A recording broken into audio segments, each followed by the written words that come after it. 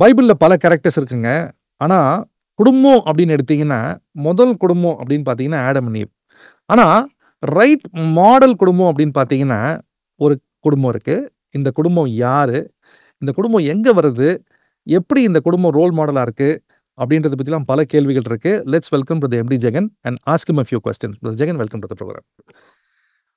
இப்போது பைபிளில் இந்த தேவனுடைய வீடுன்ற கான்செப்ட் எங்கே வருது, எப்படி கடவுள் இதை அமைச்சிருக்காரு?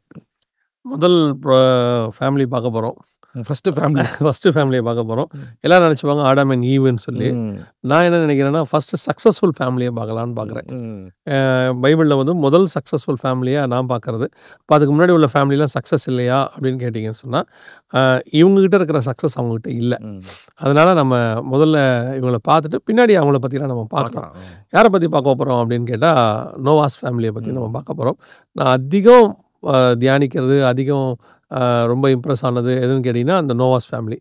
சில ஃபேமிலிஸ் தான் பைபிளில் வந்து பார்த்திங்கன்னா நம்ம கூட இடைப்பட்டுக்கிட்டே இருக்கோம். ஈவன் தோ ஒரு 5000 இயர்ஸ் கிட்ட பின்னாடி உள்ளது இந்த ஃபேமிலி. நம்ம சொல்கிறோம் கலாச்சாரம் வளர்ந்துருச்சு, இன்றைக்கி நம்ம வந்துட்டு பயங்கரமாக மாறிட்டோம், டெவலப் ஆகிட்டோம் எல்லாம் சொல்கிறோம். ஒரு 5000 வருஷத்துக்கு முன்னாடி இருக்கிற ஒரு ஃபேமிலியை பற்றி நம்ம பார்க்க போகிறோம். இன்னைக்கு சொல்ல போனால் அந்த ஃபேமிலினால தான் இன்றைக்கி உலகமே இருக்குது வேறு டோட்டலாக.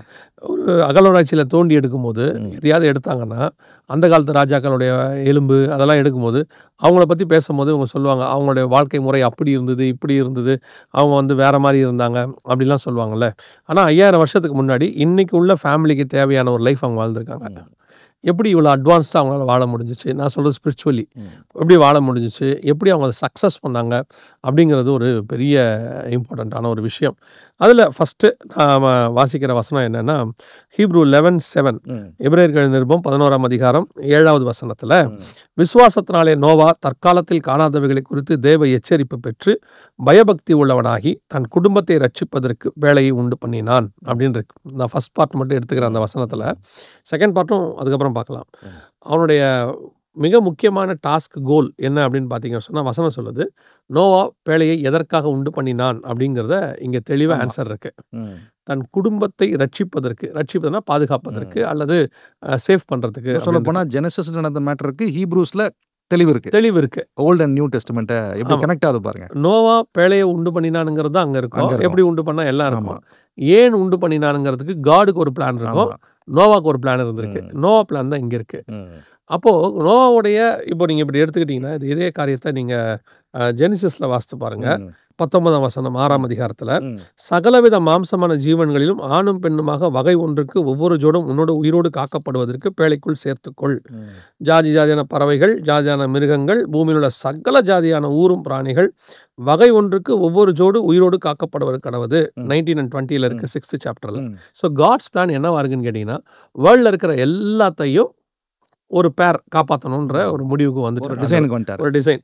அதுக்கேற்ற மாதிரி தான் பேழையின் சைஸ் எல்லாமே சொல்கிறார். 300 முழ நீளம் அப்படிங்கிறார். 300 முழ நீளம்னா இன்னைக்கு கணக்கு, நம்ம கணக்கு இந்தியன் மூலத்துக்கு நான் சொல்கிறேன், ஒரு 450 ஃபீட். இங்கே ஒரு வீடு கட்டுறதுக்கு பிளான் பண்ணுறீங்க சொல்கிறாரு. ஆமாம் சொல்லிட்டாரு. உயரம் பார்த்தீங்கன்னா 30 அடி இருக்குது, அகலம் 50 அடி இருக்குது. கிளியராக கொடுக்குறாரு, தெளிவாக கொடுக்குறாரு. ஸோ காடோடைய பிளான் என்னன்னு கேட்டிங்கன்னு சொன்னால் ஒரு மிகப்பெரியதான உலகத்தினுடைய ஒரு நெக்ஸ்ட் ஜென்ரேஷனை காப்பாற்றுறதுக்கான ஒரு டிசைன் அவர் சொல்கிறார். டிசைன் ஒரு ஆர்கிடெக்டாக இருக்கார். ஆனால் நீங்கள் 11:7 வாசிச்சிங்க, நோவா தன் குடும்பத்தை ரட்சிக்கும்படி பேழையை உண்டு பண்ணினான். ஸோ காடோடைய பிளான் வந்து பெருசாக இருக்குது, வேர்ல்டு பிளானாக இருக்குது. ஆனால் அந்த பிளானோடைய முதல் ஸ்டெப் என்னவா இருக்குது நோவாக்குன்னு கேட்டிங்கன்னா, ஃபஸ்ட்டு என் ஃபேமிலி, முதல்ல என் குடும்பத்தை கொண்டு வரேன், அதுக்கப்புறம் எல்லாம் உள்ளே வரும். இப்போ நீங்கள் எடுத்து பாருங்கள், நீங்கள் முடியும் போது பார்த்தீங்கன்னா பேதுருவின் புஸ்தகத்தில் நம்ம வாசிக்கிறோம், தெளிவாக சொல்லுது சிலராகிய 8 பேர் மாத்திரம் பேழைக்குள் பிரவேசித்தார்கள் அப்படின்னு இருக்கு. இந்த சிலராகிய 8 பேர் மாத்திரம் அப்படிங்கிறது யாருன்னு பார்த்தீங்கன்னா நோவா அவர் ஒய்ஃபு, 3 பசங்க அவங்களுடைய ஒய்ஃப்ஸ், மொத்தம் பார்த்தீங்கன்னா 8 பேர். இந்த 8 பேர் தான் உள்ளே போயிருக்காங்க. ஸோ இந்த பேழையினுடையதான காட்ஸ் பிளான் ஒன்று இருக்குது, நோவா பிளான் ஒன்று இருக்குது. ஆனால் வந்து காட்ஸ் பிளான்ல எல்லாரும் காப்பாற்றணும்னு தான் சொல்கிறாரு. காட்ஸ் பிளான்ல இதுவும் இருக்கு. நோவும் எல்லாரும் வரணும்னு விரும்பி சொல்கிறாரு, வர 100 வருஷமா சொல்கிறாரு. ஆமாம். ஸோ இட்ஸ் அதாவது நோவா வந்து தன் குடும்பம் மட்டும் காப்பாற்றணுன்ற மைண்ட் செட்டில் இல்லை, தான் குடும்பம் மட்டும் போகணும்னு அவரது இல்லை, தான் குடும்பம் போகணும். போகணும். அது அவருடைய பிளான்ல இருக்கு. ஆமா. எல்லாரும் வரணும் தான் அவர் பிரசங்கம் பண்றாரு. நீதியை பிரசங்கித்தவனாகிய நோவான்னு இருக்கு. அதே 2 பேதுரு 2ஆம் அதிகாரம் 5ஆம் வசனத்துல இருக்கு. நீதியை பிரசங்கித்தவனாகிய நோவா. அப்படி இருக்கும் பொழுது நோவாவுடையதான மிக முக்கியமான நோக்கம் என்னவா இருக்குன்னா, நான் இந்த பேழையை கட்டுறேன், முதல்ல என் குடும்பம் உள்ள வரட்டும். அந்த தாட் உள்ள இருக்கு. ஆமா. இதை கொஞ்சம் நீங்க வேற ஆங்கிள் யோசிச்சு பாருங்களேன். உங்க பாஷையில் சொன்னா இன்னொரு டைமென்ஷன்.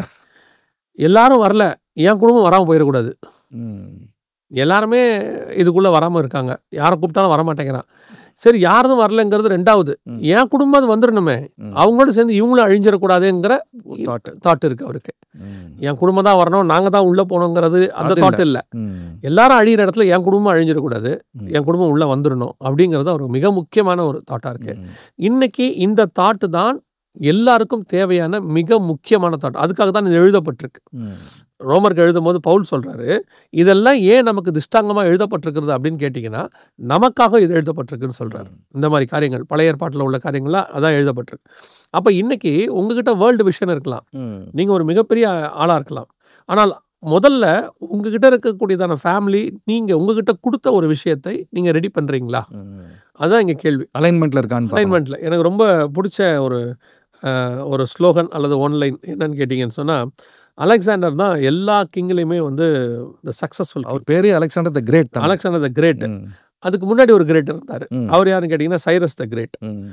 அவரை பார்த்துட்டு தான், அவரோட ஹிஸ்ட்ரியை படிச்சுட்டு தான் அலெக்சாண்டர் நினைக்கிறாரு, இவரை விட நான் பெரிய ஆளாக வரணும் அப்படின்னு சொல்லிட்டு. ஏன்னா சைரஸ் வந்து ஒரு மிகப்பெரிய கிங். அப்போ இவருக்கு ஒரு ரோல் மாடல் மாதிரி. அப்போ அலெக்சாண்டர் ஆல்மோஸ்ட் ஒரு 70% ஆஃப் த வேர்ல்டை பிடிச்சிட்டாரு. ஆமாம். அன்னைக்கு உள்ள 3 கண்டங்கள் தான் அன்னைக்கு. தொடர்ந்து ஸ்பீடாக இருக்கிறார். அப்போ இவ்வளோ அவர் பிடிக்கிறதுக்கு அவர் எடுத்துக்கிட்ட அவருடைய தாரக மந்திரம் அப்படிம்பாங்க, நம்ம சொன்ன ஒரு லா ஒன்று அல்லது ஏதோ ஒன்று அவரை இன்ஸ்பயர் பண்ண விஷயம் என்னன்னு கேட்டிங்கன்னா, ஒரு ஸ்லோகன் ஒன்று இருக்குது, அவருடைய பயோகிராஃபியில் இருக்கும். என்னன்னு கேட்டால், திங்க் குளோபலி, ஆக்ட் லோக்கலி அப்படின்னு இருக்கும். 2 லைனில் இருக்கும். உன் விஷன் குளோபல், ஆனால் நீ ஆக்ட் பண்ண வேண்டியது அடுத்த ஸ்டெப் என்ன அதை தான் நீ கான்சன்ட்ரேட் பண்ணணும். ஒரு உதாரணத்துக்கு, அவர் இந்தியாவை பிடிக்க போகிறார், இந்தியாவுக்கு வராரு. அவர் இந்தியா வந்து சண்டை போடுறாரு. ஆனால் அவருக்கு அது மேசிடோனியாவில், அவரோட தாட்டே இந்தியாவுக்கு வரணுன்றது தான். ஆனால் மேசிடோனியாவில் இருந்து நேராக இந்தியாவுக்கு வர முடியாது. மேசிடோனியாவுக்கு அடுத்து கிரீஸில் இருந்து அடுத்த நாடு என்ன அப்படி பிடிச்சிக்கிட்டே வர்றார் ஒவ்வொன்றா. அவர் விஷன் இந்தியாவாக இருக்கலாம், ஆனால் அவருடைய தாட்டு அடுத்த நாட்டை பிடிக்கிறது நான் என்ன செய்யணும். அப்படியே ஜெருசலேமுக்கு வராரு, டைரஸ் தீருக்கு போகிறாரு, இப்படி ஒவ்வொரு ஊராக போயிட்டு கடைசியாக தான் இந்தியாவுக்கு வராரு. அவர் கோல் அச்சீவ் பண்ணிட்டாரு. But think globally, act locally. அந்த அடுத்து நான் என்ன செய்யணுங்கிறதுனுடைய நமக்கு வேர்ல்டு ஆன ஒரு விஷன் கொடுத்துருப்பாரு, நிறைய விஷயம் செய்ய சொல்லுவார். ஆனால் நம்முடைய மெயின் பார்ட் ஃபஸ்ட்டு என்னன்னு கேட்டால், முதல்ல எங்கிட்ட கொடுத்ததை நான் ரெடி பண்ணணும். அடுத்த ஸ்டெப்பை நான் கரெக்டாக சக்ஸஸ் பண்ணணும். அதை சக்ஸஸ் பண்ணாமல் நான் வந்து வேர்ல்டை சக்ஸஸ் பண்ணியும் பிரயோஜனம் இல்லை. இப்போ யோசிச்சு பாருங்கள், மேசிடோனியாலே அலெக்சாண்டர் தோத்துட்டாருன்னு வச்சுக்கோங்க, அப்புறம் எங்கே அடுத்த ஊரையே பிடிக்க முடியாது, அடுத்து எங்கேயும் போக முடியாதுல்ல. இன்னைக்கு அதானே நடந்துட்டுருக்கு. இன்னைக்கு வேர்ல்டுக்கே நம்ம பயங்கரமாக இருக்கும், அதை பண்ணுறோம் இதை பண்ணுறோம். இப்போது இந்த காலத்தில் ஒரு மிக முக்கியமான தவறான காரியம் போயிட்டுருக்கு, அதை நம்ம புரிஞ்சுக்கணும். இன்றைக்கி நம்ம அதனால் கிறிஸ்டியன் ஃபேமிலிஸ், ஸ்பிரிச்சுவல் ஃபேமிலிஸ் கூட என்ன செய்கிறாங்கன்னா மாட்டிக்கிட்டு இருக்காங்க. என்னென்னா, ஏன் ஃபேமிலி ஏன் பர்சனல் விஷயம் எப்படி வேணாலும் இருந்துட்டு போட்டோம், அதை நீ கேட்காத, நான் ஒழுங்காக ஊழியம் பண்ணுறேன்னா அதை மட்டும் பாரு. பைபிள் இன்னைக்கு உள்ள ஒரு கான்செப்ட் இப்படி போயிட்டு இப்படி ஒரு தாட் இருக்குது, நீ என்னை பற்றி யோசிக்காத, நான் எப்படிப்பட்ட மோசமான ஆள், அதெல்லாம் உனக்கு தேவையில்லை. யோசிச்சு பாருங்க, பைபிள் தெளிவாக சொல்லுது, கண்காணியாக இருக்க கடவன் தன் ஒரே மனைவி உடையவனாக இருக்க வேண்டும், தன் சொந்த குடும்பத்தை நடத்தாதவன் திருச்சபை நடத்துவது எப்படி. அப்போ உன்னுடைய பேஸ் பண்ணி தான் உன் மினிஸ்ட்ரிங்கிறது ரொம்ப தெளிவாக இருக்குங்க. ஃபவுண்டேஷன் அதான் ஃபவுண்டேஷன். இங்கே என்ன இப்போ கடைசி காலத்தில் இருக்குன்னா, நான் எப்படி வேணாலும் இருந்துட்டு போகிறேன், நான் வந்து ஒழுங்காக சர்ச் நடத்துகிறேன்னா, நான் ஒழுங்காக வந்துட்டு எவாஞ்சலிசம் பண்ணுறேன்னா, நான் ஒழுங்காக ப்ராஃபஸி சொல்கிறேன், எப்படி இது சரியில்லாமல் அது சரியாக இருக்கும். இதில் இங்கே யாரும் பர்ஃபெக்ட் இல்லை, சரியாகணும், கண்டிப்பாக சரியாகணும்.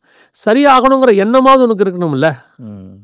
இங்கேயே நான் சரியில்லை, நான் சரியில்லாமல் எப்படி நான் போய் பெரிய இதை செய்கிறது. அதனால தான் நீங்கள் இந்த ஹீப்ரூஸில் நோவாவோட ஃபவுண்டேஷன் கிளியராக இருக்குது, ரொம்ப கிளியராக இருக்கும். என் ஃபேமிலியை தாண்டி அடுத்து ஒன்றுனா நான் போகிறேன், எல்லாத்தையும் கொண்டு வரேன் உள்ள, முதல்ல என் ஃபேமிலியை கொண்டு வரேன், ஃபர்ஸ்ட் ஸ்டெப்பை கரெக்ட் பண்ணு. அது இன்னைக்கு இல்லையே. இன்னைக்கு அங்கே தானே பிரச்சனையே இருக்குது. இன்னைக்கு இவ்வளோ பெரியதான ஒரு 450 அடி 300 நீளம்னு வச்சுக்கோங்க, இவ்வளோ பெரிய பேழையை ஒரு ஆளால் நோவால் கட்ட முடியாது. அப்போ நோவா கிட்ட தெரிஞ்சுக்க வேண்டிய இன்னும் நோவாக்கு ரொம்ப முக்கியமான ஒரு விஷயம் என்னென்னா, இந்த விஷனை என் ஃபேமிலி இல்லாமல் என்னால் நிறைவேற்ற முடியாது. இன்றைக்கி மினிஸ்ட்ரியிலும் சரி, ஆவிக்குரிய வாழ்க்கையிலும் சரி, உங்களுக்கு ஒன்று தெரியணும், உங்கள் விஷன் உங்கள் ஃபேமிலியோடு சேர்ந்தது, வெறும் உங்களோடது மட்டும் இல்லை. அது உங்கள் மனைவியாக இருக்கலாம், ஒருவேளை உங்கள் பிள்ளைகளாக இருக்கலாம், அல்லது கர்த்தர் கொடுத்த ஆவிக்குரிய பிள்ளைகளாக இருக்கலாம். கன்ஃபார்மாக அதோட சேர்ந்தது தான் உங்களுடைய விஷன். ஸோ இதை நம்ம உள்வாங்கி புரிஞ்சுக்கணும். ஆமாம், நம்ம கடவுள் என்கிட்ட பேசிட்டாருன்னு சொல்லிட்டு நம்ம பார்த்து ஒரு ட்ராக்ல போய் ஃபேமிலி கொலாப்ஸ் ஆயிடுச்சுன்னா அது அதாவது எல்லாருக்கும் தெரிஞ்சது தான், புக்கில் கூட வந்தது, நான் சொல்கிறது ஒன்றும் தப்பு இல்லை. பாலங்கி ஷோ ஐயா பற்றி நம்ம எல்லாரும் கேள்விப்பட்டிருக்கோம். வேர்ல்ட்லேயே மிகப்பெரிய சர்ச். அவரை 11 லட்சம் பேர் இருந்தாங்க அவர் சர்ச்சில். அவருடைய பழக்கம் என்னன்னு கேட்டிங்கன்னு சொன்னால், திங்கட்கிழமை காலையில் கிளம்பிடுவார், மினிஸ்ட்ரிக்கு கிளம்பிடுவார். சனிக்கிழமை சாயங்காலம் வீட்டுக்கு வருவார். ஞாயிற்றுக்கிழமை சர்ச் நடத்துவார். திருப்பி மண்டே மார்னிங் கிளம்புவார். காரணம் வந்து ஊழியம்னா அவருக்கு வெறி, அப்படி ஊழியம் பண்ணணும். உண்மை, ஃபேக்ட். அது ஒரு நாள் அவருடைய மாமியார் கூப்பிட்டாங்களாம். மாமியார் தான் அவர் ஆண்டவருக்குள்ளே நடத்தினது. பயங்கர ஸ்பிரிச்சுவல் போன் மாதிரி, அவங்க பேக் போன் மாதிரி. அவங்க கூப்பிட்டு சொன்னாங்களாம், பால் நான் அந்த மாதிரி இந்த டாக்குமெண்ட்டில் சைன் பண்ணிட்டு மினிஸ்ட்ரி கிளம்பு காலையிலன்னு. என்னென்னு எடுத்து பார்த்தா டிவோர்ஸ் சர்டிஃபிகேட். அவங்க மகளுக்காக அவங்க இது பண்ணுறாங்க. என்னன்னு கேட்டதுக்கு, இல்லை பால், நான் என் மகளை கொடுத்து நான் வருத்தப்படுறேன், உங்கள்கிட்ட அவள் இருக்க சரி வராது, நீ மினிஸ்ட்ரி பாரு அப்படின்னு. அவர் அப்படியே உடஞ்சி போய் கீழே உட்காந்துட்டாராம். அவர் சொன்னாங்களாம், இது மாதிரி நான் உன்னை மினிஸ்ட்ரி பண்ண வேணாம்னு சொல்லலை, பட் உனக்கு கொடுத்த ஒரு ஃபேமிலிக்கு நீ என்ன மினிஸ்ட்ரி பண்ணியிருக்க? நீ 7 நாள் நான் இங்கே இருன்னு சொல்லலை, ஒரு நாள் வீட்டில் இரு. நீ ஒரு நாள் ஏதோ ஒரு வாரம் மிஸ் ஆக வாய்ப்பு இருக்குது, ஒரு நாளாவது தங்கிடு, ஒரு நாளாவது பேசு, வீட்டை விசாரி, என்னன்னு கேளு. இன்றைக்கி நான் ஒரு ஒரு ஒரு இவரை ஒன்று பார்த்தேன். பார்க்கும்பொழுது நடந்த ஒரு சம்பவம் இது. ஒரு பையனை போலீஸ் பிடிச்சிட்டாங்க. சர்ச்சுக்கு வர பையன், அவங்களுடைய ஃபேமிலியில் ஒரு பையனை பிடிச்சிட்டாங்க. பிடிச்ச உடனே அவங்க அம்மா என்கிட்ட சொன்னாங்க, என் பையனை பிடிச்சிட்டாங்க, நீங்கள் கொஞ்சம் பையன்கிட்ட பேசுங்க, அவன் லைஃப் ஸ்டைல் சரியில்லை அப்படின்ட்டு. அப்போது அவனை கொண்டாந்துட்டாங்க இதுலேருந்து, ஸ்டேஷன்லேருந்து. அப்போ அந்த தம்பிகிட்ட போய் பேசினேன், என்னடா ஏன்டா உங்கள் அம்மா இப்படி ஒரு மினிஸ்ட்ரி பண்ணுறாங்க அப்படின்னோடனே, அங்கிள் முதல்ல எங்கள் அம்மா வீட்டில் சமைக்க சொல்லுங்கள் அங்கிள் அப்படின்னா. அவன் சொன்ன வேர்டு அது. முதல்ல எங்கள் அம்மாவை சமைக்க சொல்லுங்கள் அங்கிள். காலையில் 10 மணிக்கு ப்ரேயருக்கு போயிடறாங்க அங்கிள், சமைக்க மாட்றாங்க, ஒன்றும் மாட்றாங்க. அங்கே ஊழியம், இங்கே ஊழியம், அந்த வீட்டு கூட்டம், இந்த வீட்டு கூட்டம், சாயங்காலம் நைட்டு 9 மணிக்கு தான் எங்கள் வீட்டுக்கே வராங்க. நாங்கள் ஏதாவது கேட்டோம்னா பிசாஸ் மாதிரி பேசுகிறீங்க, ஊழியத்துக்கு நீங்கள் தடையாக இருக்கிறீங்க அப்படிங்கிறாங்க. அப்புறம் நாங்கள் சாப்பாடு எங்கே போய் அங்கிள் சாப்பிடுவோம்? எங்கள் வீட்டில் அப்புறம் எதுவும் பண்ணுவோம்? அதான் நான் போய் இந்த மாதிரி காரியங்கள்லாம் செய்கிறேன். முதல்ல அவங்க வீட்டில் ஏதாவது செய்ய சொல்லுங்கள் அங்கிள். இன்றைக்கி இதுதான் இருக்குது மினிஸ்ட்ரி வேலை. நான் வெறும் ஊழியக்காரங்களுக்கு மட்டும் சொல்ல, எத்தனை பேர் வேலை வேலைன்னு ஓடுறாங்க, வேலை பயங்கர பிஸி, பயங்கர பிஸி. கடைசியில் போய் வரங்க, யாருக்கு சம்பாரிச்சாங்களோ அவங்க இருக்க மாட்டாங்க வீட்டில். எங்கள் அம்மா ஒன்று கற்றுக் கொடுத்தது என்னென்னா, family which prays together stays டுகெதர்னுவாங்க. அந்த ஈவினிங் ப்ரேயர் வந்து அப்படி நாங்கள் குடும்பமாக உட்காந்து ஒரு பாட்டு பாடி, அது இன்றைக்கி நான் என் ஃபேமிலியில் ப்ராக்டிஸ் பண்ணுறேன். ஆனால் அன்றைக்கி எனக்கு அது புரியல சரியா. ஆனால் என்ன சொல்ல வரேன்னா, அந்த ஒரு லைன் வந்து ஒரு ஆழமான ஒரு ஃபவுண்டேஷனாக நான் இன்றைக்கி ரொம்ப ஃபீல் பண்ணி உணர்றேன். ஆனால் அந்த நேரத்தில் எங்களுக்கு டக்குன்னு தெரியல. இல்லை, அந்த பெரியவங்களுக்கு அது நல்லா தெரிஞ்சிச்சு. அதாவது என்னென்னா, உங்கள் ஃபேமிலியில் 1000 கொலாப்ஸ் ஆகிற விஷயம் இருக்கலாம், ஆனால் ஒரு ப்ரேயர் அதை எல்லாத்தையும் கட்டிடும். ஒரு அரை மணி நேரம் காட்ஸ் ப்ரெசன்ஸ்க்கு நீங்கள் உட்காந்துருக்கிறது ஒன்றும் இல்லை. நீங்கள் காலையிலேருந்து பசியாக இருக்கிறீங்க, ஒரு ஜூஸ் குடிச்சு பாருங்க, டக்குன்னு ஒரு ரெஃப்ரெஷ்மெண்ட் வருது இல்லை? மார்னிங்லேருந்து இருந்ததுக்கு அதே மாதிரி தான் நீங்கள் மார்னிங்லேருந்து இதாக இருக்கீங்க, ஃபேமிலி ஏதோ ஒரு ப்ரேயர் அதை எல்லாத்தையும் மாற்றி அமைக்கும். நான் எல்லா மீட்டிங்லேயும் நான் சொல்லக்கூடிய ஒரு விஷயம், ஃபேமிலி ப்ரேயர் ஒரு 1/2 hour பண்ணுங்கள், ஒரு 1 hour பண்ணுங்கள். எங்கள் அம்மா இருக்கிற காலம் வரைக்கும் எங்கள் வீட்டில் அது கரெக்டாக நடந்துக்கிட்டே இருக்கும். எங்கள் அம்மா சொல்லிகிட்டே இருப்பாங்க, வாங்க பைபிள் எடுத்துகிட்டு வாங்க, பைபிள் எடுத்துகிட்டு வாங்க அப்படின்னு. நான் இன்றைக்கி என் பிள்ளைங்கிட்ட சொல்லுவேன், நான் மினிஸ்ட்ரிக்கு போனாலும் நைட்டில் இருக்க மாட்டேன், வெள்ளி சனி ஞாயிறு இருக்க மாட்டேன், எனக்காக நீங்கள் ஜோம் பண்ணுங்கள். நீங்கள் 2 பேரும் ஜோம் பண்ணுறது எனக்கு யூஸ்ஃபுல்லாக இருக்கும், பின்னாடி போகிற எனக்கு வந்து அது பிரோஜனமாக இருக்கும். எத்தனை தடவை நான் சொல்லியிருக்கிறேன். இந்த ஃபேமிலி ப்ரேயர் இந்த மிக முக்கியமான ஒரு விஷயம் அது. அப்போ இன்றைக்கி அந்த ஃபேமிலிக்கு அவங்க எல்லாரும் சேர்ந்தது தான். ஸ்பிரிச்சுவல் குடும்பத்தில் நான் சொல்கிறேன், இன்றைக்கி அப்பா வேலைக்கு போகிறாரு, மனைவி என்ன செய்யணும், சேர்ந்து அவங்களுக்காக ஜோம் பண்ண வேண்டியிருக்கு. இன்றைக்கி வேலைக்கு போகிற எத்தனையோ கணவர்கள் பார்க்குறோம், வீட்டுக்கு வரும்போதே ஃபோன்லேயே தான் வராங்க. ஃபோன் பேசி அங்கே நான் நிறைய என் ஃப்ரெண்ட்ஸ் கிட்ட தான் சொல்லுவேன், கொஞ்சம் வீட்டுக்கு வரும்போது ஃபோனை, ஒரு பெரிய பிஸ்னஸ் மேன் பற்றி நான் பார்த்தேன். நான் அவர் வந்து என்ன பண்ணிடுவாராம், 7 o'clock மேலே அஃபிஷியல் கால்ஸ் எடுக்க மாட்டாராம். 7க்கு மேலே அஃபிஷியல் கால்ஸ் எடுக்கவே மாட்டாராம். அவர் சொல்லிடுவாராம், மார்னிங் பேசிக்கலாம் அப்படின்றவாராம். அப்படி இல்லைனா யாராவது ஒரு CEO இந்த மாதிரி ஆள்கிட்ட கொடுத்துட்டு அவங்ககிட்ட பேச சொல்லிவிடுங்க அப்படின்றவாராம். அதுக்கப்புறம் ஒன்லி பர்சனல் கால்ஸ், ஃபேமிலி இவங்கள பற்றினது. இன்றைக்கி நோவா கிட்ட இருக்கக்கூடிய மிக முக்கியமானது, எங்கிட்ட இருக்க விஷன் அவங்களுடையது, அவங்களும் சேர்ந்தது, நம்ம எல்லாம் சேர்ந்து தான் இந்த பிழையை கட்ட முடியும். நோவா கிட்ட இருந்த 2வது மிக முக்கியமான விஷயம், நான் ரொம்ப பிரமிச்ச ஒரு விஷயம் என்னன்னா, தனக்குள்ள இருந்த விஷனை தன் பிள்ளைகளுக்குள்ள கடத்தினது, தன் மனைவிக்குள்ள, பிள்ளைகளுக்குள்ள. இன்னைக்கு உங்களால் காட் உங்கள்கிட்ட ஒரு விஷன் கொடுக்குறாரு, உங்களால் உங்கள் மனைவி அதில் கன்வின்ஸ் பண்ணிட முடியுமா? அவங்கள ஏற்றுக்கொள்ள வச்சிட முடியுமா? முடிஞ்சிருச்சுன்னா நீங்கள் ஃபஸ்ட்டு ரவுண்டில் ஜெயிச்சிட்டீங்க. இன்னைக்கு மனைவியை கன்வின்ஸ் பண்ணுறதே பெரிய இஷ்யூவாக இருக்குது. ஆமாம், நீங்கள் சொல்கிறது ப்ராக்டிக்கலுங்க. அது நான் என்னோடய வாழ்க்கையிலே பார்க்குறேன். என்னோடய ஒய்ஃப் வந்து அதை அண்டர்ஸ்டாண்ட் பண்ணுறாங்க, என் கூட சப்போர்ட்டிவாக இருக்காங்க. ஆனால் அதை அண்டர்ஸ்டாண்ட் பண்ண உடனே அந்த பார்ட்னர்ஷிப்போட வேல்யூ நான் பார்க்குறேன். நான் ஒரு ஊழியக்காரரை பற்றி படித்தேன். அவருக்கு சர்ச் மினிஸ்ட்ரி காட் கொடுத்துட்டாரு. அவருக்கு ஆரம்ப நிலை, அப்போ தான் வீட்டில் சர்ச் ஆரம்பிக்கிறார். அவர் ஆரம்பிக்கும் போது இவர் பாய் போட்டுட்டு சண்டே ஆராதனைக்கு பாயை போட்டு திரும்பி பார்ப்பாராம். அவர் ஒய்ஃப் பாயை சுட்டிகிட்டே வருவாங்களாம், மடித்து ஓரமாக வச்சுட்டு போயிடுவாங்களாம். என்னம்மா இப்படி பண்ணுறேன்னா, போடுறது வேலை, சுருட்டுறது ஏன் வேலை? அவங்க அந்த அம்மாவுக்கு அந்த மினிஸ்ட்ரி பிடிக்கல, போயிட்டே இருப்பாங்களாம் சொல்லிட்டு. அந்த மனுஷன் ரொம்ப நொந்து போய் கஷ்டப்பட்டு அந்த மினிஸ்ட்ரியில் மேலே வர்றதுக்குள்ளே வந்துட்டார். கர்த்தருடைய கிருபையில் வர்றதுக்குள்ளே அவர் பட்ட பாடுகள். அவர் சொல்கிறார், இன்றைக்கி உங்கள் விஷனை முதல்ல உங்கள் ஃபேமிலிக்குள்ளே கொண்டு போதா, நீங்கள் இந்த இப்போ நோவா சொன்ன விஷனை இன்னைக்கு போய் நோவா மாதிரியே எனக்கு ஒரு விஷயம்னு சொல்லி பாருங்கள், உலகம் ஏற்றுக்குமான்னு பாருங்கள். உலகமே அழிய போகுது, நம்ம மட்டும் தப்பிக்க போகிறோம், ஆண்டவர் நம்மளை காப்பாற்ற போகிறாரு, வாங்க நம்ம எல்லாரும் ஒரு பேழையை கட்டி தப்பிப்போம் அப்படின்னா ஒய்ஃப் ஒத்துப்பாங்க? இன்றைக்கி நீங்கள் சொல்லி பாருங்கள், வெளிப்படுத்தின விசேஷத்தில் இருக்குது 6ஆம் அதிகாரத்தில், உலகம் மிகப்பெரிய அழிவை சந்திக்கும் போது மலையின் குகைகளுக்கு எல்லாரும் ஓடி போகிறாங்க, நம்மளை வாங்க ஏதாவது குகைக்கு போகலான்னு சொன்னால் வருவாங்க? இன்றைக்கி நோ சான்ஸ். நீங்கள் சொல்லி பாருங்களேன், இந்த மாதிரி ஒரு சிட்டி தண்ணிக்குள்ளே முழுக்க போகுது, யார் கேட்பா? இன்றைக்கி நினிவே சொன்னபோது ஜனம் கேட்டாங்க தானே. அந்த அந்த அந்த அந்த விஷயத்தை நீ கொண்டு வரணும்ல, அந்த அளவுக்கு அவன் ஃபேமிலி சப்போர்ட் பண்ணணும்ல. நோவா வந்து அதை தெளிவாக அதை உள் வாங்கி கொண்டு போகிறாரு. ஆமாம், அவருக்குள்ளே இருக்கிற அந்த விஷன் காட் கைடன்ஸோடு இருக்கும்போது ஃபேமிலிக்குள்ளே போகும்.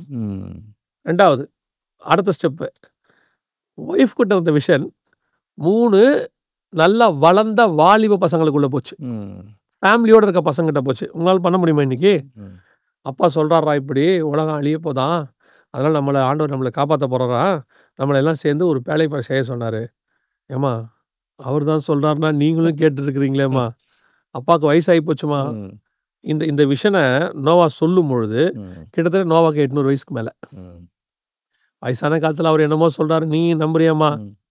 சரி, இந்த விஷனை சொன்னார், அக்செப்ட் பண்ணதாகவே இருக்கட்டும். அடுத்த 100 வருஷத்துக்கு மழை வரல, வெள்ளம் வரல, ஜலப்பிரளயம் வரல, உங்களால் 100 வருஷம் வெயிட் பண்ண முடியுமா? இன்றைக்கி நீங்கள் சொல்கிற ஒரு விஷயம் ஒரு வாரத்தில் நடக்காட்டி உங்கள் வீட்டில் ஒத்துப்பாங்களா? ஆமாம், பல கேள்விகள் சொன்னீங்க, என்ன ஆச்சு, இன்னும் வரக்கணும், நீங்கள் ஒன்று வாங்கி கொடுக்குறேன்னு சொல்லியிருப்பீங்க, அதுவே ஒரு 3 நாள் டிலே ஆனால் என்ன ஆகுது? 100 வருஷம் அந்த விஷனை அந்த ஃபேமிலியில் அந்த பசங்க, வாலிப பசங்க அக்செப்ட் பண்ணி அதை கொண்டு போயினே இருக்காங்க. அவன் சேர்ந்து பேழையை கட்டியிருக்காங்க கூட. சரி, இது 2வது விக்கெட். 3வது மிக முக்கியமான விக்கெட், 3 பேருடைய மருமகள்கள் தான் அக்செப்ட் பண்ணாங்க. இன்றைக்கி நீங்கள் அது சாத்தியம் நினைக்கிறீங்க? 95% சாத்தியமே கிடையாது. எத்தனை ஃபேமிலியில் ஒரு விஷனை எடுத்து அவங்க அத்தனை பேரும் ஓடுறாங்கன்னு நீங்கள் நினைக்கிறீங்க?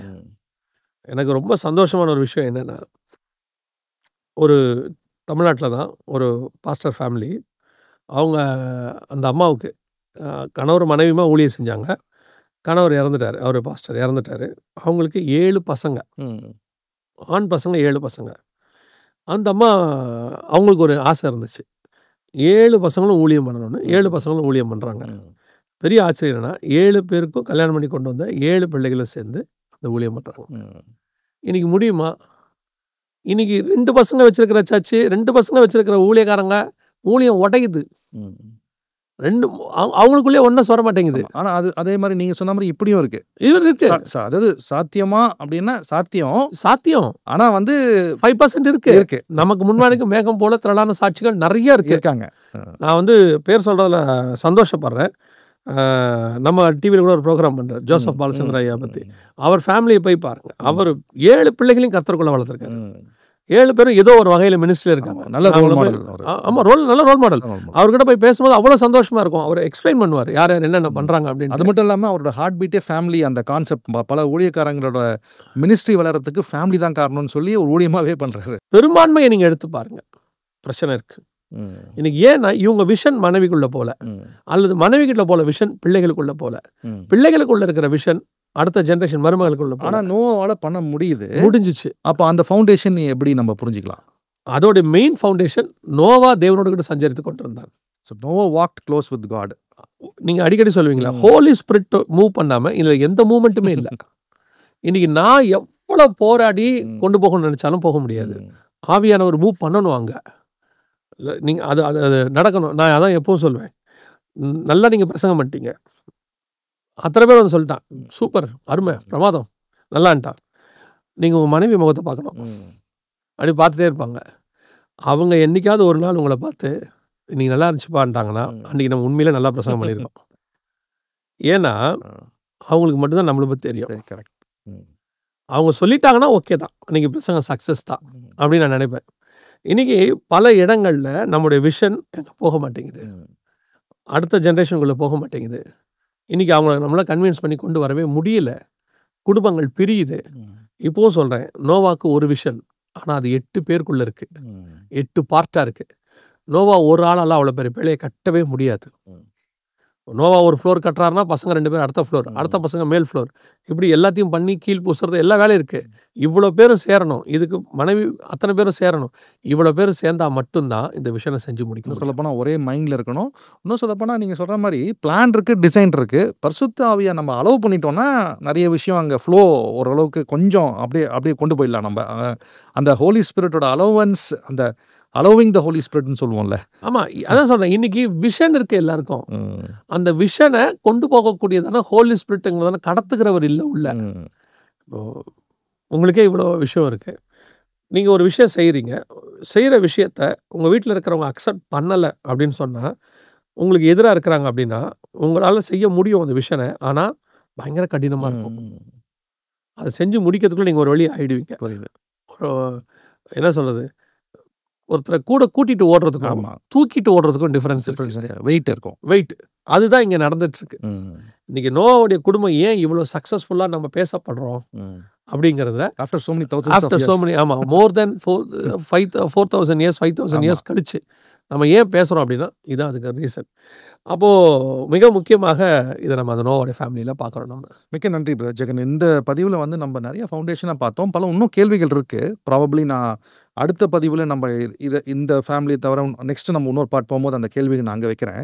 பட் இதில் நான் புரிஞ்சுக்கிறது ஒரே ஒரு விஷயந்தான். அதாவது நம்ம வந்து ஒரு விஷயம் நம்ம எடுக்கிறோம், அந்த விஷயம் எடுக்கும்போது நம்ம குடும்பத்தோடு இருக்கிற ஃபேமிலி மெம்பர்ஸ் எப்படி அதை பார்க்குறாங்க, எப்படி அது ஒன்னஸாக இருக்கும், எப்படி அதை கொண்டு போகிறாங்க, அவங்க எப்படி நம்மளை பார்க்குறாங்க, அதுவும் இல்லாமல் எப்படி அந்த ப்ரேயர் நீங்கள் சொன்னீங்கல்ல, அந்த 1/2 hour ப்ரேயர், அந்த 1 hour prayer, joint prayer, discussion, இதெல்லாம் வந்து ஒரு பெரிய ஒரு ஃபவுண்டேஷனாக நான் பார்க்குறேன். கண்டிப்பாக நோவாவும் அப்படி பண்ணியிருப்பார். ஏன்னா அவர் அந்த பிளானை சொல்லியிருப்பார், டிஸ்கஸ் பண்ணியிருப்பார். அதில் கொஞ்சம் முன்ன பின்ன இருந்தாலும் அதை அப்படியே அலைன் பண்ணி கொண்டு போகிறாரு பாருங்க. அதை நான் ரொம்ப இன்ட்ரெஸ்டிங்காக பார்க்குறேன். நான் இன்னைக்கு வெறும் ஒன் வேவாக சொல்லாமல் இன்னொரு ஆங்கிள்லேருந்து சொல்கிறேன். உங்ககிட்ட வந்து உங்கள் கணவரோ உங்கள் அம்மாவோ ஒரு விஷயம் சொல்கிறாங்க அப்படின்னா, முதல்ல அதை அக்செப்ட் பண்ணுற மைண்டுக்கு வாங்க. அது காட்ஸ் விஷனை ஏற்றுக்கொள்கிறது. டிஸ்கரேஜ் பண்ணுறதுக்கு நீங்கள் நிறைய பேர் இருக்காங்க. இப்போ நீங்கள் ஒரு ப்ரோக்ராம் பண்ணுறீங்க, அல்லது அடுத்த தளத்துக்கு ஒரு ஓடிடிக்கோ எதுக்கோ போகணும்னு நினைக்கிறீங்க. உங்களை டிஸ்கரேஜ் பண்ணுறதுக்கு உலகத்தில் 1000 பேர் இருப்பாங்க. ஆனால் உங்களை என்கரேஜ் பண்ணுற முதலாளியாக இருக்கணும், உங்கள் ஃபேமிலியாக தான் இருக்கணும். உலகமே டிஸ்கரேஜ் பண்ணி உங்கள் ஃபேமிலியை என்கரேஜ் பண்ணால் உங்களால் செஞ்சிட முடியும். ஆனால் உங்கள் ஃபேமிலி என்கரேஜ் பண்ணாமல் உலகமே உங்களை என்கரேஜ் பண்ணாலும் உங்களுக்கு ஒரு நெருடல் இருந்துகிட்டே இருக்கும். ஸோ உங்கள் ஃபேமிலி ஒரு விஷன் உங்கள் அப்பாவோ அம்மாவோ கணவரோ மனைவியோ சொல்கிறாங்கன்னா அதை உட்காந்து கேளுங்க, என்ன சொல்கிறாங்கன்ட்டு. அதை எடுத்த உடனே சில ஆட்கள்லாம் அதெல்லாம் வேண்டாம், இதெல்லாம் முடியாது, வேஸ்ட், காசு வேஸ்ட். நீங்கள் சொன்னீங்கன்னா இங்கே வந்து காட்ஸ் விஷனுக்குள்ள ப்ராஃபிட் லாஸ் கணக்கே கிடையாது. இது வந்து போயிட்டே இருக்கும். நான் இங்கே லாஸ்னே அதை பார்க்கக்கூடாது. நான் செலவு பண்ணிட்டு இருக்கேன், காடுகிட்ட கொடுத்துட்டு இருக்கேன். எனக்கு அதை எந்த விதத்தில் அவருக்கு திருப்பி தரணும்னு அவருக்கு தெரியும். I'm not expecting the profit. இன்னைக்கு வீடு உட்காந்து ப்ராஃபிட் லாஸ் கணக்கு பார்க்கறதுனால தான் இவ்வளோ பிரச்சனைகள் வருது. மிக்க நன்றி பிரதர் ஜெகன். அடுத்த தொடர் இன்னும் இன்ட்ரெஸ்டிங்காக இருக்கும். ஏன்னா இதுவே நமக்கு நிறைய பேசிக் ஃபவுண்டேஷன் கூட நம்ம வந்துட்டோம். அடுத்த பதிவில் நம்ம இதே மாதிரி சில குடும்ப விஷயத்தை பார்க்கலாம். அதுவும் இல்லாமல் the house of God or தேவனோட வீடு அப்படின்னு நம்ம பார்க்கும்போது இன்னும் நம்ம என்ன கற்றுக்கலாம், நம்ம வீட்டில் எப்படி அதை ஃபவுண்டேஷனாக வைக்கலாம், நம்ம எப்படி அந்த அலைன்மெண்ட்குள்ளே போகலாம். இன்னும் சொல்லப்போனால் காட்ஸ் பேட்டர்ன் நம்ம ஃபஸ்ட்டு பதிவில் பார்த்தோம். காட்ஸ் பிளான் ஒன்று இருக்குது, மேன்ஸ் பிளான் இருக்குது, டெவில் ஸ்ட்ராட்டஜி இருக்குது. மேன்ஸ் பிளான்லேருந்து காட்ஸ் பிளானுக்கு எப்படி மூவ் ஆகிறன்ற ஒரு கான்டெக்ஸ்ட்டில் நம்ம இந்த தொடரை நம்ம சந்திப்போம். இந்த நிகழ்ச்சிக்கு வந்ததுக்கு மிக்க நன்றி. Again, we will meet you again in another interesting episode. நன்றி, வணக்கம்.